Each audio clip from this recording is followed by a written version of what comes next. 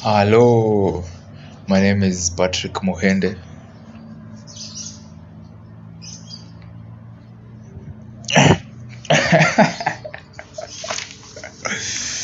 So I've written a small thing here that I thought would be a great intro for subsequent videos, but this one is a bit impromptu. But here's a tell me how it sounds. Tell me how it sounds, yeah? Hello, my name is Patrick Mohende. And if you're a business owner or a brand designer, okay, it's giving choral verse. But anyway, there's this thing that has been on my mind a lot lately, and I have been reading intensely about it, and it's about a brand. So I hear people talking about brands all the time, your brand this, brand that. So what is a brand?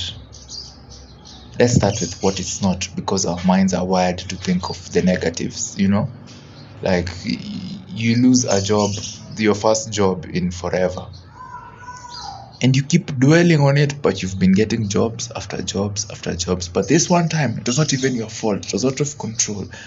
Probably the workplace was a bit political. You start dwelling on, was I not enough? It's easy for the mind to do that. That was just a rough example. If it relates to you, I'm so sorry, and I hope it gets better. So what is a brand? Let's start with what it's not.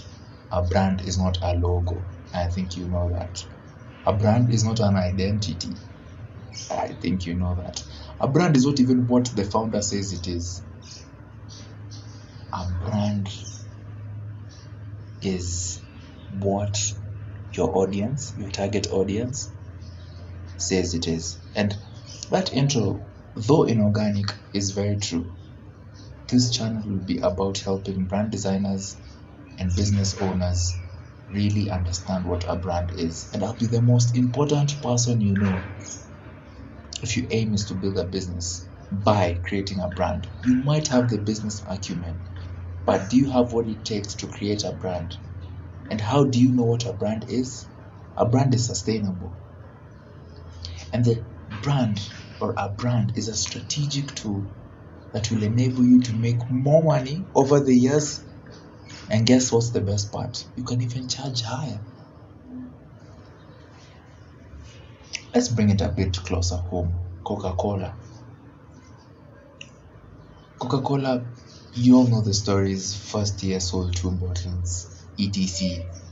But is there a bigger monopoly than Coca-Cola today? Carbonated soft drinks? Is there a bigger competitor to Coca-Cola? We don't even know them. Probably Pepsi. And clearly you can see the hierarchy. The hierarchy is clear. And the best part, it's only Coca-Cola and Pepsi. Those two control a monopoly. And that in itself is brilliant. So a brand should be able to make you more money over the years. In 1950, when your grandfather was living and he got his first chums and he put it in the bank, and he probably thought to himself, man, all these savings, and when I die, who will eat them? Okay, that's probably loosely translated from a meme that's currently trending in my country. I'm Kenyan by there. And it says, let me not say it, because this brand that I'm trying to build here. Okay, no, let's cut that part. So in 1950s, your grandfather, in quotes, let's just say this is an example, yeah? Your grandfather buys Coca-Cola in 1950. He gets your father. He sires your father. Your father comes into this world. Your father starts working. Your father starts buying Coca-Cola. And your grandfather is still alive. Your father sires you, and you start working, and you get Coca-Cola, or even on birthdays, or all this. That means 3 generations are currently consuming Coca-Cola products. At one time, it was only your grandfather. At another time, it was your grandfather plus your father. And now it is your grandfather, your father, and you all consuming Coca-Cola products. And the prices of Coca-Cola cannot be compared now and then. That means Coca-Cola is earning more money today than it was 50 years ago. Now it's earning from 3 generations at the same time, and the prices have gone higher. If Coca-Cola quit in 1960, it would not be making the revenue it is today. So that's a brand, and a brand should outlive you. And you know what's the basis of a brand? Like the ultimate factor that ties everything down to being a sustainable business? Trust. Can you deliver quality consistently and be good enough that no one can add or subtract from the quality you give? That's just the first example. Let's take another example. Apple. What can we learn from Apple? Damn, we can learn a lot from Apple. One thing I admire about Apple is that it thinks different. When everyone was in the realm of QWERTY keyboards, Apple thought differently. Let's introduce a touch screen. One thing we can learn from there: look at your competitor. And this is something Martin Neumeier says in Zag, and I recommend for you, if you're a business owner, if you're a brand designer, read Zag by Martin Neumeier. Look at your closest competitors. Look at what they're doing. Then do the complete opposite. That's the best way to start a business if you have no business ideas. Look at something you're really passionate about. Study the competition. Do something they're not doing. But you're increasing onto what they have. You are tapping into a realm that they're already in, but you're just making it better. And at times, you can be so radical about it that it gets everyone's attention. A phone with no buttons? Huh? You should be so different from your competition that you get eyes. And then from there, deliver. Kill the game, kill the competition. That's one thing we can learn from Apple. And talking about sustainability, it's very important as you're starting to focus on one thing that you're extremely good at. And before you advance, think, if I'm diversifying, are the outputs of my diversification building onto my brand? I mean, if a Range Rover today produces a Mazda-like car and a Mazda Vitz car or a Mazda Demio car, there'll be question marks. Like, Range Rover is producing affordable cars, or a Porsche starts producing SUVs. Okay, we know Range Rover for SUVs.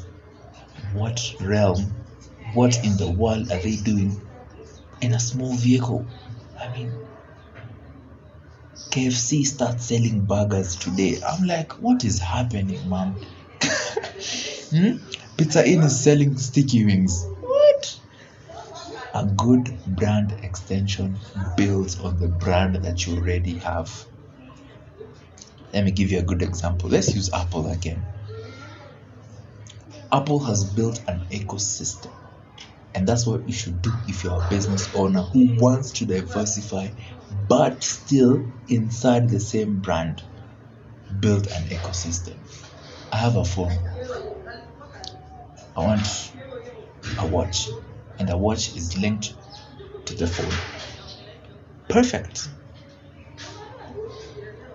This is a nice phone. I like its specs, etc. Can we get a bigger screen? Yeah, let's do an iPad. But it's still connected to the iPhone? Yes. Now that's a good brand extension. Porsche is a sports car. If Porsche starts creating SUVs, I'll be like, we know you as a sports car, man. Why would I trust your sports car? Why would I trust your SUV? And why would I even pay money to find out while I know you're already good at sports cars? Why would I invest my money in a KFC burger while I know KFC for making chicken? So that's just the first class. There's a lot of information. So I'm just giving you tidbits. And I didn't forget to comb my hair. That's brand. That's me toying with my brand. And before I go, protect your brand at all costs. It takes so many years to build and just 1 nanosecond to take it all down. So be very careful, protect your brand, be extra cautious about your brand. Study crisis, study how different organizations have gone through different crises, how have they responded to them. Every time have a plan, anticipate problems. And when you anticipate problems, you have ready-made solutions. Simulate problems, look for solutions. My name is Patrick Mohindi, and if you're a brand designer or a business owner, can we try that again? I was almost there. But see you on the next.